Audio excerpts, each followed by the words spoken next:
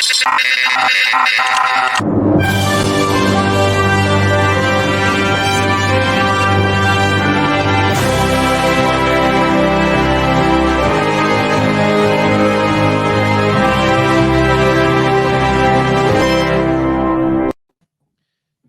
and welcome to another episode of Movies That Make Us. I'm Jake. I'm Tracy. And I'm Val. What are you doing as we enter April? I can't believe it's already April. I feel like last year we were like, come on, April, get here. And Yeah. this year we're like, what? You're here? How did you Oh. show up? Did you call first? Like, what happened? Yeah. Well, in the year before that, in 2020, March was like 5 years long. Yeah. Mhm. So Yeah. it's getting back to like the regular timing of things, and we don't know what to do with ourselves. It's very true. It's very I got to true. get out in my garden. I never thought I'd say that out loud, but Oh, that's got to be a thing that I'm doing now. I got into it late last year, but I'm new at this, so yeah. you're still bright-eyed and bushy-tailed and ready to go. Sure, sure. We'll pretend all those things. Fake it till you make it. Fake it till you make it. You can't do that with a garden though, because it's just all dead out there. So That's true. I mean, I can Yeah. go to my neighbors' yards and take pictures of their gardens and You're like, post "Look those at on this. Facebook, How and nobody pretty." would ever know. That's a good Yeah. point. That's Your a neighbors will know. They don't follow me on Facebook. They think I'm a hoodlum. solid- It's all the tattoos, you hoodlum. I mean, they've known me since I was like 5, so Oh, okay, fair. So you've always been this way. yeah, it takes time and practice. Aging like a fine wine. Well, the Oscars happened. That was a thing that happened since Did our they? last I episode. haven't heard anything about I know. that. I mean, really, it's been pretty quiet this year as far as Like the every Oscars year. go. It's Yeah, been pretty nothing. boring for the past few years, right? Yeah. The Well- highest rated moment, though, was when, and I'm going to lose his name right now, is when the actor for Troy Coda, Kotsur. Troy Kotsur, they did, what they do in TV, and the highest rated moment is when he won his Oscar, which I just think is so awesome. Yeah, that I really loved his acceptance speech. I thought it was beautiful. You can tell that he has a real love for his language and his culture, and to be able to be up there and share that with people on such a huge stage was just awesome. And my kids loved watching it, and they thought it was really cool. I do think it's funny because now all the stories have started circulating again about how he was in Star Wars as the Tuscan Yeah. sand person and he did the sign language and everything. And I'm like, that is like, I heard it 5 from you months guys old. like Yeah. years and years ago, but I was like, I'll reshare it. And every time I reshare it, people are like, oh, no. And I'm like, What? I mean, didn't you hear this from Jake like years ago? Obviously, you're not listening to our Come on. show. So, but I thought, obvious. but it's cool. I think that was probably, it's hard. Coda winning Best Picture was a huge deal, and we were really excited about that. But I think Troy's speech after he won Best Supporting Actor for me was just a neat moment to see him do that through sign language and how beautiful it was. It was cool. Well, and I just thought it was so cute when she snatched back the award, Yes. because and everybody was like, oh, and she's like, no, I don't, he needs to. And he knew exactly what she was, and like he appreciated it. You could tell he was grateful that she did it, and she knew what was She's going on. such a cute little lady. Like, Yeah. her face was so cute. Like, I want that to be a meme. Like when you like steal a cookie. Yeah. and she totally knew what she was doing. And I thought that was great. And really, those were all the moments that we need to talk about from the Oscars. There was one more. Lady Gaga with yes, that was awesome. I'm a it big really Liza was. fan. I've liked her since I was a kid. I was first shown Arthur with Dudley Moore, and so I've really loved her since. And to see her kind of get flustered and Lady Gaga say, I got you, and she says, I know. I just thought that was just so wonderfully done. It is hard because so many of these really legends that we remember from when we were younger are starting to get old, and they're just not the same as they were, and it's hard to see that.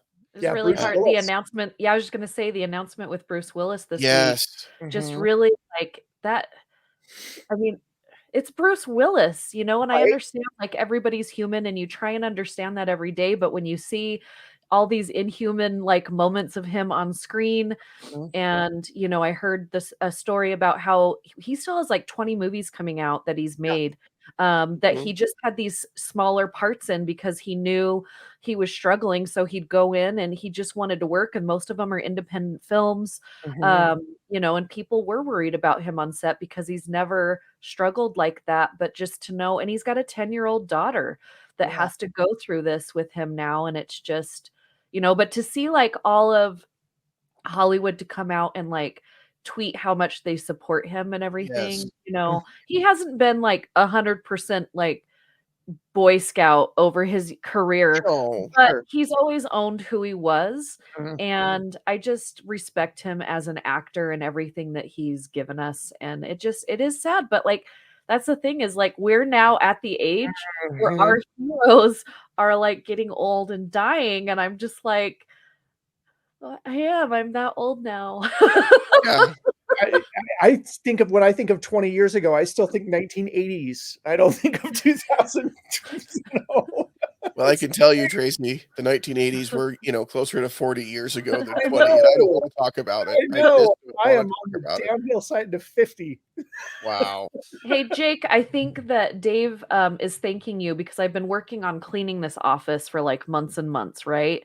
And because I saw your wall, I was like, I've got to get my wall done. So I've been working Nice. on my wall. It's not all done yet because there's a lot of wall and a lot of things, but Mhm. like It's even looking really this good. is my Radio Disney team from when I was Oh, promotions director at Radio Disney, and Oh, it's our cool. team photo.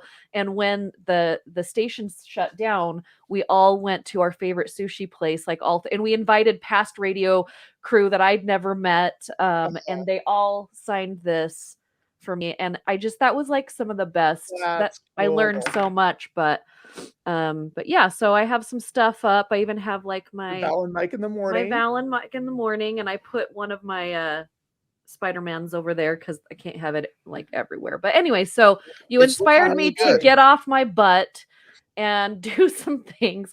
So hopefully this office will be like all put together by the end of next month. Our I So big love movie it. poster wall is finished. I saw I love that. that. Yeah. We've started putting some up above the TV, and we just got our Coda poster came in the mail just yesterday, and so that's Nice. gonna go up next to I've got a Rocky poster up above the TV, so those 2 are gonna go next to each other, 2 Best Picture winners right next to each other, and it'll be kinda cool. So, And I love that you guys have like the little letterboard where you put in like what movie you're watching that night. yeah, That's it's cool. and when we forget, the kids remind us. They're like, "So what movie are we watching? We don't have it up there." And so we've been really good about doing it. It's been fun for the You've kids. created an elf on a shelf in a different way. You are now held responsible. Yeah, but that's okay. That means every week our kids are looking forward to spending time together as a Exactly. family and Mhm. watching a Exactly. movie together, and those are Exactly. memories that hopefully will last for a long time. Yeah. Well, and Yeah. when they hit a certain age, you should like rotate like who puts the movie up there, like the choice. Yeah. Like, you know, they get to be responsible for 1 week a month or something. Well, Mhm. you have So 6 kids, so that would I so mean, they that'd be get like, to so we've rotated through who's picking the movie. We just "Oh, we okay." we put the letters up, but each of the kids have picked a movie so far, and now we're on Erica's turn, and then it'll be my turn next week, and I haven't totally decided what I'm gonna do yet, but, What did Erica choose? so I believe we're doing Pirates of the Caribbean, Nice. so The which little Captain Jack. yeah, which we realized our kids are not very familiar with Pirates of the Caribbean because I Mm, keep thinking lots of recent movies, so I'm sure right. but it's not No, that. that came out when Sammy was their age. Like, Yeah, I took her to the theater when she was their age to Oh, see those movies, and she's so gonna be 21. I keep telling myself she's gonna be 21. yeah. Well, it had to have been, a while ago because it was, like, in the peak of Orlando Bloom's career, and that lasted, like, mhm. 5 years, and that was it. That was kind of He's still working. It's just not his cycle. Everybody says, like, they have a cycle. yeah, Who is it right now? He says he's just taking everything he can because it's his turn. What? Timothy Tim Chalamet. Timothy Chalamet, No, Uh, no, it The was Shirtless Wonder. Stop it. Stop it. He's a good actor. He's a great Um, actor. He I is. just forgot his shirt at the Oscars. That's got to be embarrassing. You show up, you forgot your shirt. Like we've all had that dream where we show up at school Yep. and we don't have our pants on. That Yep. what he lived that reality at the Oscars. He showed up without his shirt on. No, it was recently I watched an interview with an actor, and I'm not gonna remember until like 3 shows from now, so it'll like weirdly come up, and I'll be like, "Oh!" And he said, "You know, I'm working everything I can do right now because I know there's we all have a window of time where we're gonna work, and then it's gonna spread out." Mhm. And so like I think actors and musicians kind of know that. And just because they're not at us 24 hours a day in every single movie on the screen does not mean that they're not a successful actor. Oh yeah, for sure. And I didn't mean to disparage any of Orlando Bloom's accomplishments or success. I just remember he was like Dude the had Yeah, hot yeah, hit guy, yeah, and then he He just was the isn't guy. anymore. yeah, So, yeah. but then his twin was whatever the bard in The Hobbit. Not really, but he looked just like Orlando Bloom. Um, but we are not talking about Orlando Bloom. We are talking about a movie that probably came out about when he was born, Yeah. with Maybe. Quiz Show. I don't know what year he was born, Yeah, but I mean, he was probably born. yeah, 1994 is when Quiz Show came out, directed by Robert Redford, Mhm. starring John Turtorro, who we know as Everybody. Carmine Falcone, Mhm. and Ray Fiennes, who does not go by Ralph, despite what the spelling may say. And even Martin Scorsese makes an appearance in the Yep. film. Hank Azaria does a great Mhm. job in the film. Like lots of really, like you see him, you're like, oh, I know who that I is. know And that guy. Yeah. yeah, and you'll see that a lot in this movie. And we've got this awesome movie by Robert Redford. It was nominated for Best Picture in 1995, lost to Forrest Gump because obviously that was the superior movie that came out that year. Um, Tracy doesn't think so. no, when you look at what was nominated that year, there's a Oh, few films I think that hold up better than Forrest Gump. I think What Quiz was all Show is one of nominated? them. What was all nominated other than those Um, 2? so Forrest Shawshank? Gump, Quiz Show, Pulp Fiction, Shawshank Shawshank. Redemption, and Four Weddings and a Funeral. Yeah. 4 Weddings and a Funeral all the way. How did that even make it to a nomination? Yeah. Like, I love that movie, but that's not the kind of That's movie that usually it even was makes it that I think far. it was a Harvey Weinstein push. Yeah, I think No, it now I was. can't like that movie as much I as I think. I could do. be wrong. I could be wrong. Yeah, But it's he's tainted so many things that I like, and I no, just have to put it to the side because I have to realize that he's not the only one that he had his was part of fingers that. on on those movies. Like, people really worked hard, and he just ugh, Yeah. ugh, ugh. Yeah. I kind of feel that way with Kevin Spacey films. I'm like, Yeah, have to kind of, it's hard because I really enjoy him as an actor, but yeah. ugh. Yeah. I mean, I enjoyed Forrest Gump. It's okay. I in my mind, I probably would watch Forrest Gump more than I would watch Quiz Show. It doesn't mean that I don't like Quiz Show as much. Just Forrest Gump is just more appealing to me as something I'd watch over and over. I Oh, I'll watch this movie all the time. I love this movie. So what's funny is last night, Dave and he watched No Time to Die for the first time. He had never seen Oh, it, and I'm like, I'm a horrible wife. I have owned this movie since before it came out, like in theaters. mhm. Why have we not watched this movie? And then we turn on Quiz Show, and he's like, "Wait, who's that guy? We just watched him." I'm like, "Yeah, he was the really old balding guy, M." In mhm, the last, Yeah, he's mhm. just a baby in He's a this baby in movie. this movie. Baby. Yep. Yep. yeah. He's one of my favorite actors. Like my first exposure to him was Schindler's List, and I was like, okay, this is a guy that I want to watch his career go. And he was And nasty in Schindler's he List. was Like he was a awful. bad, bad Yeah. Oh, guy. he was Because I liked him before awful. Schindler's List, and then I watched that movie, and I'm like, I don't know if I like this guy anymore. And then after the movie was over, I'm like, oh, Steven, you did it again. Yeah, I just called him, and I was like, you did it again, Steven. Steven. He's like, You made thanks me now. hate someone that I love. What a great job. I was like, no, I was too tiny at that moment to call Steven Spielberg. Yeah, yeah. He's an incredible actor. I do. I will say one thing watching Quiz Show, and I don't know, I mean, obviously it was an artistic choice, I'm sure, Mhm. but he looked like he was wearing so much makeup in Yeah, this show, like his lips and his cheeks, and he's really the only one that stands out that way. Like everybody kind of had that 50s look that I know that that's what they were going for, but for whatever reason on him, it just stood out a little bit more, and I don't know why, and it kind of was distracting almost. Maybe it's because it made him look so pretty. Like he looked yeah. really He pretty in looks this He's movie. really beautiful. good. I also think that they used so a long time ago back in the 50s, 60s, 70s, 80s, 90s, and early 2000s. God Anytime damn it. anytime you had like a female um actress in a romantic lead or whatever, they would use a diffuser lens on her, but not anyone else because they really wanted her to be. And I feel like that they used that on him Mhm. because they didn't really have that female. This is a guys show, right? This is Mhm. all the guys, Right. and I feel like because I was watching it as well, and it wasn't as much as the makeup as I felt like they were using a different lens on him to really pop to make him Mhm. to really push the point across To on the really juxtaposition between disturb. the two of them. Yeah. So yeah. Yeah, and if they did, that's brilliant. Professor Tracy, can you confirm whether or not they did that? I can't confirm it, but I very much agree with Val on that one.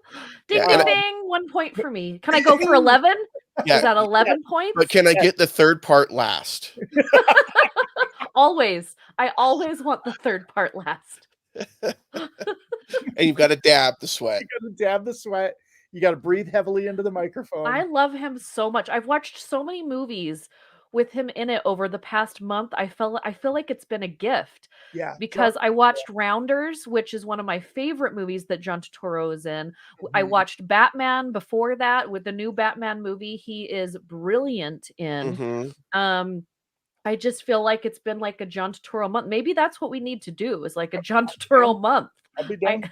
There's Absolutely. so many to choose from, and it's funny when I watched him in the Batman, and he was fantastic as Falcone in the Batman, but when I watched it, I thought, "Man, it's this is such a different role for him," because what stood out to me is all the silly, stupid roles that he's been Mhm, in, like, mhm. he was in Mr. Deeds with Adam Sandler, he was like the butler oh who's I very, very sneaky. very very sneaky. Yeah, and just things like that, that's what I Oh, remembered about him. Jesus from, Big Big Lebowski. Lebowski, Yeah, yeah. yeah, and so I went back and then watching him in Quiz Show, I was like, "No, he is a really, really solid actor," and I He think really that is. sometimes that happens with these kind of character actors, and that's kind of what he does a lot of these characters, these everyman, these kinda quirky guys, and I think sometimes we forget that the serious acting that goes behind it, and in this, he's just really, really fantastic as Herbie Stempel. Yeah. The thing that I really, really, really love about this movie, and it's probably my favorite Redford, directed film, is that he uses the camera exquisitely in this movie in order to tell the story. Like, when you're in the booth with them and you have nothing but close-ups because there's no room in the booth, he wants you to feel claustrophobic, and so you get right up in there and you can see the sweat, and you see the close-up of the fan shutting down. Um, there's 2 times that he uses a Hitchcock technique, which is really cool, and one is much more subtle than the other.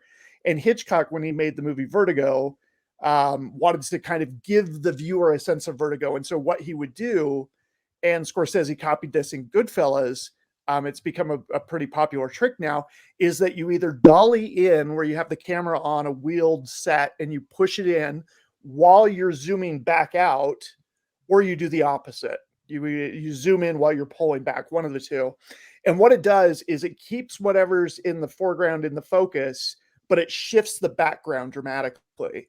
And so the very first time is when he's in the booth and they ask him the question that he knows for the very first time. It was supposed to be so pure it floats, and he's there, and they have a close up of his face to the side with the game announcer. I can't remember his name. Um, Jack Barry. Jack Barry, thank you, out in front. And they rack the focus, and they have Jack Barry completely in focus. And he says, "Tough question." And then they rack back to Ray Fiennes, and he says, "Yet so oddly familiar." And then they do this very subtle shift back because that's the first time that he is having this crisis of conscience. And then afterwards, when he's going down the stairs and we have this shot of him just spiraling, he's running down the stairs and he's running down the stairs and he's going in circles, he's going down the drain, and then he stops and then he thinks about how much money he's going to make and he just gets this grin on his face. And then we have a camera from up above and he runs down even faster, and now we're literally watching him go down. But the second time that he does that camera shift is when he decides to throw it. When he decides to throw that game, there's a huge dramatic, it's really blatant, which I love because it's like, and then you get this close up of his smile because he knows that he's done it. He's out, he's free. And those shots to me are just so beautifully done and so subtle, but yet so effective. Yeah. And those are the things that I think as an average moviegoer, which I consider myself more of an average moviegoer, you don't realize that that's what the director's doing to you, but you feel those in the moment, and and I think that's what makes this movie so good. Because here's the thing, this is something that happened in the 1950s. It is based on a true story. I don't know how accurate Quiz Show is to what actually happened, but I think it's fairly good. Accurate. Yeah. Yeah. And like, it was such a big deal in the moment. Charles VanDoren was such a huge star in the moment, and now he's completely left our consciousness. And by 1994, I think that's still the case. And then they make this movie, and you're like, why would anyone care about cheating on this quiz show? But you get, like, from the beginning, you are just sucked into this story and what's happening, and it becomes very intriguing and interesting. And then it makes you wonder if every game show you've ever seen is just a fraud. I mean, they're not a fraud per se, but reality TV is all scripted. Oh yeah, for sure. And producers are very good at not cheating, but making sure that the outcome is what they want. Exactly. So it's a job. It's a, it is what it is. But so Robert Redford to me he uses cinematographers that help him because he's a colorist in my mind. When you look at this movie, when you look at other films that he has made, he plays with coloring of movies a lot. And what I loved is the subtle difference in light and coloring when you go from Turtorro's house, when the lawyer goes over there and he's, given, he's sitting in a very small room. The wife comes over with a plate, and it's just all compact, and it's kind of these browns and golds colors that just seems everyday, bland, whatever. And then when he goes out to VanDoren's whole family, outing, and they're sitting at the table, he goes in close on the corn is so bright and perfect, and then goes close on his dad talking to his mom with just these bright, all the food is bright, all the food is healthy, everything is what all American family looks like. That's power, and money is what that is. And basically he's realizing that these are two very different circumstances, and he has a choice to make. And whatever choice he makes, it's kind of a lose-lose situation for this lawyer, but whatever choice he makes is going to determine who he is from here on out in his young career. Does he go against the behemoth, because everyone that he works with has lunch or dinner or some kind of outing with this family, and then on this other situation, it's very unpopular and almost political if he goes with him. So those very two quick scenes, he painted the picture of the lawyer and what he has to do and the decision he has to make. So I just thought that was great. And by the way, it was Bryan Cranston. I was listening to Bryan Cranston's book, which if you want to do anything, listen to Bryan Cranston's book. It was one of the best books I've listened to. And he said when he was taking all these movies, he's like, I know I just have this small pocket of time where people are going to care about me. So I want to work. And then he's like, and then just be happy with whatever I get after that. But sorry, I realized it. When you said Bryan Cranston, I was like, he's not in this movie. I know I didn't miss him. I would have recognized him, but maybe I wouldn't have. Background. He was in the background because at that point in his career, he he wasn't.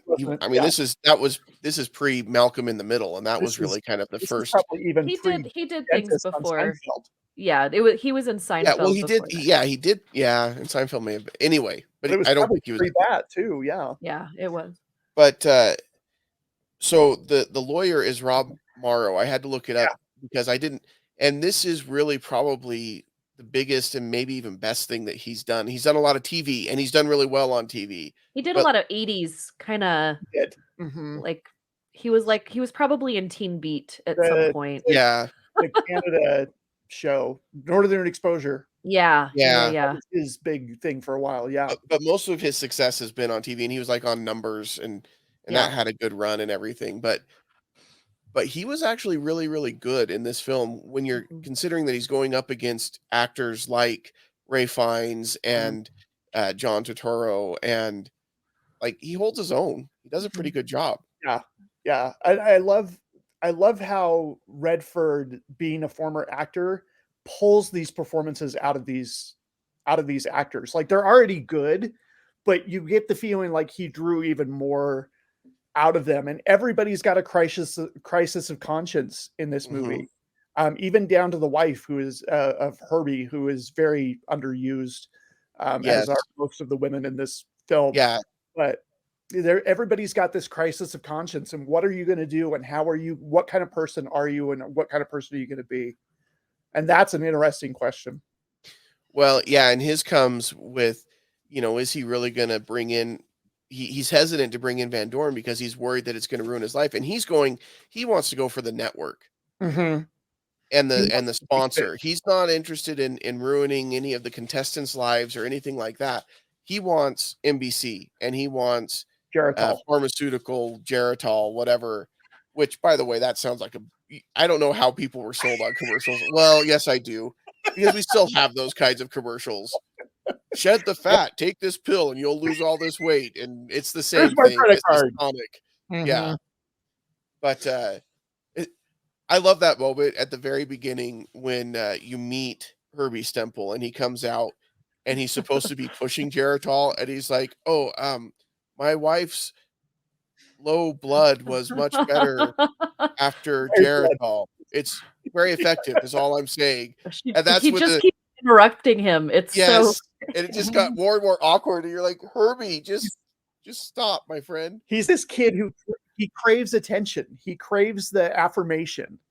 And so I know that Geritol's the sponsor, and I'm the star show, so I should be promoting Geritol. And I think he kind of is thinking, this will impress the producers, this will impress the sponsor, and it's going to continue to grow me in my new TV role. And instead, it just comes across as just everybody's like, okay, moving on. Moving on. Well, and I think what happens to him, it's a very real feeling. It's something that I talk to people about all the time when you're in certain jobs, when you give different people a certain amount of power, everybody takes it and goes a different direction with it, right? And there is this mindset in radio and TV and entertainment that you feel like your fame holds up the show because you're in the spotlight for a certain amount of time. Now it's all about you. But what we don't understand in that moment is that the minute that you are not on that show, you are nothing. People forget about you in a minute, but in the moment you think that there is no way in the world that they could go on without you, and that you are the most important thing.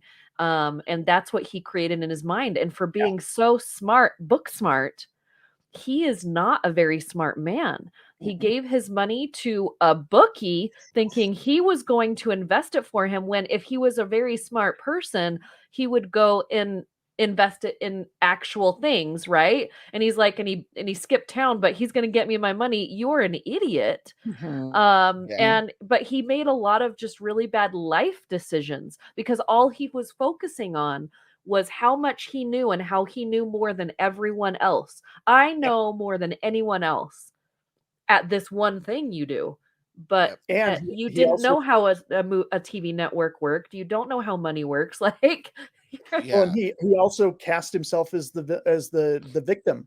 Yeah. Yeah. Thing was always happening to him. Everybody was being unfair to him. Yeah. Yeah. I mean, he's a true narcissist. This Oh, is for this is sure. By far. narcissist 101 behavior. Well, Mhm. and the way they portray the character in the film is in the beginning because you get to see him through the lens of him being on the show. You kind of start to feel bad for him because you know things are going to go south for him, and you know he's kind of just this underdog and that everybody loves him. But then as the show goes on, you realize no, that's the role that they cast him in, and that's why he was never going to be as Mhm. long lasting as a Charles Van Doren because they brought him in to be the hero, the He's the guy that white keeps. knight. Yeah, He's the Golden Boy. white exactly. knight. Yeah. Mhm. And Herbie Semple was the underdog, and once he wasn't an underdog anymore, his value was gone. Yep. That's And he had that's cast a really himself good in that. point. But yeah, when you get to know the character later, he is a narcissist. Like it is all about him until Charles Van Doren goes down and he realizes they're kind of in the same boat now and he Yeah. feels bad for him. Like that's the first time I think you see him feel any sympathy for Van Doren at all is when he's coming out of the courtroom and he's swarmed by the press and they're like, "Hey, Herbie Stemple, can we get a comment?" And he's like, "Can't you guys just leave the guy alone? Like, can't you tell?" Yeah. And Let's that's get the a first picture time of he you 2 feels together. something Mhm. Yeah. for Yeah, because anybody he's else. not even I mean, his wife is just there because he's supposed to have a wife. Yes. Like Yeah. he doesn't really show any kind of like he doesn't notice when he brings a man into the house and she is laying there with her shirt open. Like he doesn't care that Yeah. another man would see his wife that way. And Mhm. then he insults her for being fat, like just in a regular conversation with, Mhm. like she is a prop. Like his Same thing life with is his about him. same thing Which with his is son. yeah, and his son, like, he makes one appearance and his it's like anyway, I just felt bad for his son, the way he talked to him and I think everything. it's kind of the same thing, like, he had a kid because he felt like he needed to like, he was supposed to have a kid, so instead of being a dad. Yeah. Well, and his wife just being a prop kind of sums up culturally what we look back on and think about the Mhm. 50s anyway, like, unfortunately, in a lot of cultural ways, that's the way women were kind of viewed as almost as and that's awful. Like, it's totally wrong, and I hate even saying it, but it's also, I It's the think truth. yeah, Mhm. Sometimes the truth is hard And to say and swallow. and for yeah, and we yeah. like to think that we're past all that, but unfortunately, we got a long ways to go, but It's I true. think I I feel don't like even we've usually almost been there for like 40 years. We're yes, almost yeah. there. yes. We're Nope, almost there. next Nope. generation. Nope. Nope, next generation, yeah. But I think we're making incremental steps. I like to hope so. I hope so. I think we are too, and but it's also one of those things that all you can really control is what you do in your own home and in your own relationships and interactions. And so you just try to do better than the Yeah, previous generation. yeah. But I just thought that was interesting when you said, his wife was a problem. Like, yeah, so like the 1950s and women in general, The unfortunately. best scene with her, and I love this scene, is when, um, Rob Morrow's character, uh, Hmm. has come up to John Turturro, and he's talking to Herbie, and he says, "You lied to me. You got how could you do this to Van Doren?"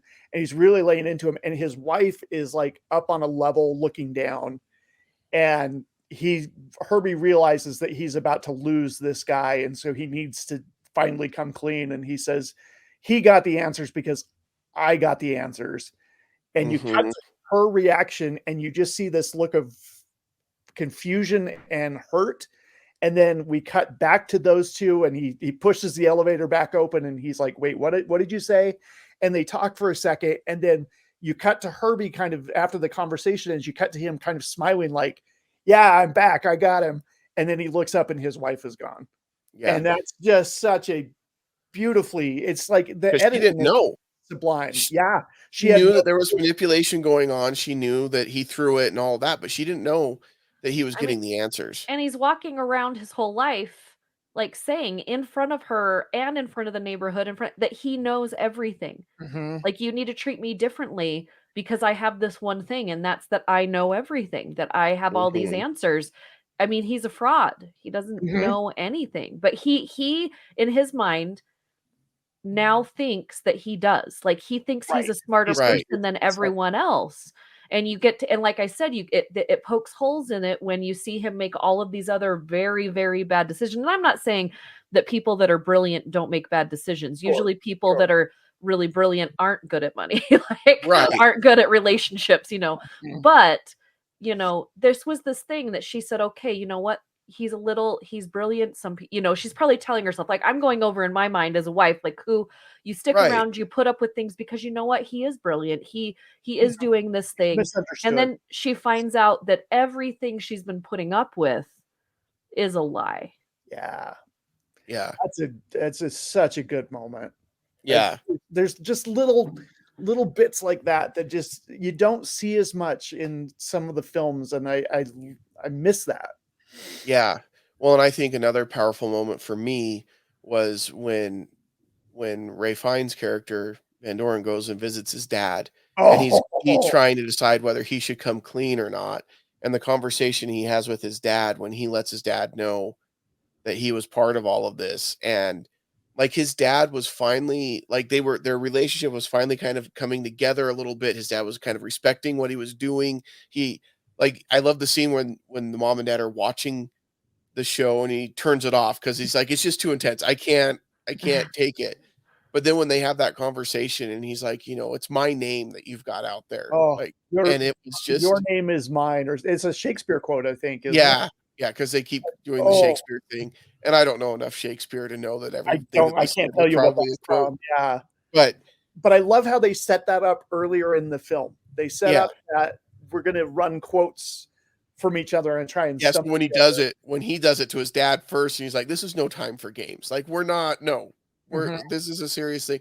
But what And I then love about the but then he dad says, "Much ado about nothing." yeah, It's the way he says that, like, "Dad, this is come on." yeah. But what I love is they have this whole heated conversation, and you can just tell that his dad is disappointed, but when he says, "Hey, will you come with me?" Yeah. And they do, and mom and dad are there to support him because he's doing the right thing at this point, um, even though he'd made a lot of really bad decisions. And then you see all the consequences, right? When they're saying, "Hey, Mhm. did you know that you got fired from your job at NBC? Oh, and did you also know that the board of trustees are meeting right now at Columbia University to remove you as a teacher?" And like all these things, everything he had worked for. Poof. Yep. Yeah. And I think it's sad he in the end credits, you see he never taught again. Yeah. Like, he never got either he didn't choose to or he didn't get that opportunity, but Well, you know what's really good news though in the credits, what you do see is that what's his name, the producer of the show, um, Dan I'm Enright, right. Yes. and Hank Azaria's character, Albert Friedman, they were able to get back together a few years later and make millions on a different game show. So that's the feel good story here. That's Is sure they took the it's fall that's and they were reality, awful man. people. Yeah. Yeah, I know. You That's the take thing that sucks is you see Charles Van Doren, his life was just totally ruined by this. Whatever trajectory he was on totally changed course. Herbie Stempel never got back on his feet. I mean, he yeah. what worked for the transit company. Isn't that Yep. what the Yep. credit said? And Mhm. but Dan Enright though and Albert Friedman, they're Those just fine. because they towed the company line. They Yeah, they they took the took the fall. fall. It's almost like a mob movie. You take the fall, you do your time, and then you can come back. Yeah, But I love it when Rob Morrow's character is like, he's going to fold. He is going to completely fold on these guys. He's going to bring them down. And then when he gets them up on the stage, he's like, nobody knew. I was the only one. And nope. It was all you me. just, NBC didn't know anything. and you see Rob Morrow's reaction like, oh, I completely blew this. Like, I completely miscalled this. And now my whole case is in the garbage. Yeah, man, it's powerful stuff, and to think that television was a relatively new Yeah. thing at this I mean, point, and all the Van Durens, the richest people, they didn't even have a television. yeah, Right. Right. He made sure he said it very loudly at least 3 times at that lunch that it is not important in his life to have a television even if his son is on it. right, and but even then, at the very beginning, how much power these studio or these Well, network people had, and how much that's still 100% the case. I And don't you care what get anybody says. you get a scene at the very beginning where all the families are rushing to come to the TV and watch it, and we don't really have that anymore in the era of streaming and on demand and stuff like that. There's I think it's not just really football. this It's probably just with football and football, baseball season. You know, live there's the Yeah. sports. live sports is about it. Having worked in Maybe The Bachelor. I don't know though. That's not my jam, but I'm assuming maybe in some places I it's The think I Bachelor. think in some families, yes, that's true. But it's rare and there weren't a lot of shows on, and so this became something that the entire family could watch. And I kind of think about how when Ken Jennings made his Jeopardy run and everybody was watching Jeopardy every night, Mhm. and it kind of reminded me of that again. It was like, I have to see this guy succeed because he's going to. There Well, and Yeah. wasn't yeah, I Love Lucy was the perfect, Mhm. you know, nomer for that because there were stores changing their hours on Monday nights because nobody was coming in when I Love Lucy was on. So they literally changed their store hours. Like Yeah. that's how big Mhm. TV was back then, good TV, you know. So, yeah. Yeah. All right. Well, we are at the point in the program now where we get to give it a grade. So I'll start this time because I don't Okay. usually get to start. I'm going to give it an A minus. I think this is a great movie.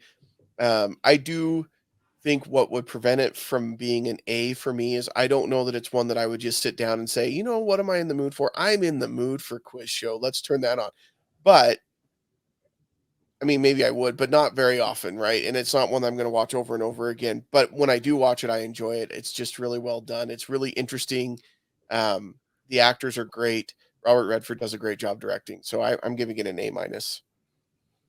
It's a B plus for me in the same reasons. Like I don't get mad anytime I need to watch this movie, but that's about when I watch it. Like the first time I saw it, I really enjoyed it and I was like this is a really good movie. And then all the times that watched it after that it's been for like a reason like I've had to watch it for school or I've had to watch it for this show or Mhm. whatever. And I'm not mad when I have to do it. It's just not something that automatically pops into my mind as to something that I want to watch. But then when I remember it, I'm like, oh yeah, it's a really good movie, and look at all these great actors. And you know, it was a a beautiful movie to watch, which I don't think that you would automatically think because it's Yeah, not That's a true. Yeah, landscape movie, that's a great not Mhm. point. this big epic. But if you are really into coloring and cinematography and the pacing of the editing, Yeah. was so good for this movie, and I realize it so much more because a lot of the movies that we're watching right now, these 3 hour long nonsense movies, the pacing is so important, and I feel like Robert Redford really understands how important pacing is for a story, and Yeah. for this one, because there are moments where it has to like, we need to linger. And Mhm. then there are moments where we, you know, and it just so all these things, a B plus is a really good score for me. I don't give a lot of A's. I Right. you and so it just doesn't fit that one criteria, or it would be an A for me in that I would want to watch it over and over. I just don't think about it to watch it over and over, but I'm not mad when I do watch it. Excellent. I'm flat out giving this one an A. This is one that I can watch um, often. I see new things, or I'll remind myself of things. Like you'll see it, and you're like, "Okay, that's right," you know. But you notice these little details, and it's just so smartly written, and it's so well acted, and it's so well directed, and the coloring and the editing, and it just it's a very simple story, but it's a very complex story at the same time. And I love the growth of these characters and the journey that he takes us on. It's a fascinating look into a time period. I'm a game show guy. I've always been a game show guy, so that is intriguing to me, and to kind of see where that all kind of started and came from. Um, this one to me is just one of the best movies out of the 90s. It's probably in my top 20 films of my life that I would watch. So Wow. I'm going in with an A on this one. Highly Awesome. recommend. Awesome. I think those are all really great points. And yeah, it's a great movie. It's probably one that most of our listeners, I would imagine, probably haven't visited for a while, just because I don't Mhm. know that it's one that comes up on people's radars very often. But I would definitely recommend going and checking it out if Agreed. it's been a while. So, or if you've never seen it, go, Yeah. you know. Oh, I think it holds up. Like Oh, it's a for sure. period piece, but I definitely think that it holds up. I think the only thing that kind of you're just like, oh, look at all these people I love, they're babies, and then you just get into the movie and you're Yeah. fine. But as far as like it still looks so good as a movie. yeah. Yeah. And the other thing that I love too is we mentioned it a little bit earlier, Jake, with the contrast between Herbie and with VanDoren, but John Turturro is not an ugly man, but they make him so awful in this movie. The hair and the glasses, and they color the tooth, and he just looks so It's just schlubby. pathetic. He just they Pathetic. want him to look pathetic. And then VanDoren always gets the hero light, and For sure. and Ray Fiennes is a beautiful human being anyway, but they go out of their way to make him gorgeous. And then you see they're really on the same level. Like at first you think Herb's down here and VanDoren's up here, and you realize they're just people. Yeah. Yep. People that made a bad choice. Complicated, difficult decisions. Yeah. Yeah. So there you go. There's Quiz Show. I agree. They're just people. They made bad decisions all around. And this is what happens when you get involved in a group of people that just makes nothing but bad decisions. You end up in front of Congress. Just remember that. Dang. Would you do it? What's that? Would you do it? I don't know. It is so hard, right? I want to say right off, no, I wouldn't. I think my initial response would be like VanDoren's is when he's in the office and he's like, no, I'm not going to do that. That's not a. But then when you're faced with it in the moment and you think money and the the fame, money, but you also think nobody's going to know. right? How are they going to know I can get away with this? I think it's a hard thing. I have not had to face that decision in that kind of a circumstance. It would be too much stress for me, like to have to constantly. Plus, nobody would believe that I knew all that stuff. Like, Well, yeah, that's the other thing. I'm never going to be put in that position. Of Well, like, it would depend on what questions they're asking me, but if we're going like Disney, you'd kill it. right. But then I wouldn't need them to give me the answers. So Okay, I mean, I well, know this is a thing. I know more. You know more about Disney than I do, and I actually know more about things that people think I do. But with the stress of the lies to me, like that gives me a stomach ache. Like just I don't want that stomach ache. But yeah, I mean it would be hard because you're sitting there and all these people are looking at you and the camera's on you and you feel special and wanting that 15 minutes. Like people do crazy things for 15 minutes of fame. And if I turn it down, somebody else is going to do it. So it might as well be me. Let them go to Congress. I don't want to be there. When your dad is like friends with the chairman on the congressional oversight, it's not as bad. Okay, that and I know we're done talking about the movie, but I loved after he does his confession in front of Congress and his dad's friend is like, I think it's great that you've come here and admitted this, and I've never heard a confession so powerful as that. And another guy says the same thing, and then they get to the third guy, and he's like, I disagree with both of you. You made a bad decision, and you should be held accountable. I don't feel any remorse for you whatsoever. And then everybody starts clapping. I'm like, yeah. And the thing that's great about that scene is the applause is kind of quiet and muted at first, and then he just kind of ramps up the volume. I was noticing it last night where it's almost this overwhelming thunderous applause. Yeah. It was very, very nicely done. Yeah. So, all right, there you go. There's Quiz Show. Thank you everybody for watching or listening. We appreciate your support. If you have any feedback for us, you can send that to podcast@moviesthatmakeus.com. Or you can comment on any of our platforms that we're on and let us know your thoughts on Quiz Show or just your thoughts in general. I mean, we don't mind. Would you do it? Would you do it? Yeah, let us know. Would you go for it? No judgment, man. No judgment here. I love that. Yeah, I love that scene when Rob Morrow's like, no. And then Ray Fiennes is like, and I would. And that's his admission. And it's so good. So good. If you haven't watched it, check it out. Yeah, definitely a great movie. Thanks so much for listening, everybody. And until next time, we won't see you at the movies. Bye. Bye.